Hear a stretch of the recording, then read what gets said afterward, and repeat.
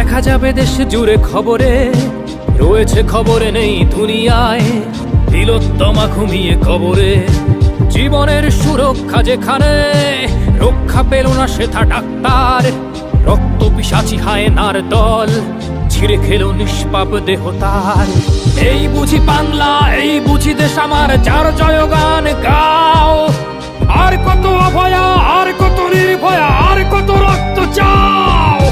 পাপী করে ধর্ষণ, দেশ করে দর্শন, কর্তৃপক্ষ কিছু কয় না।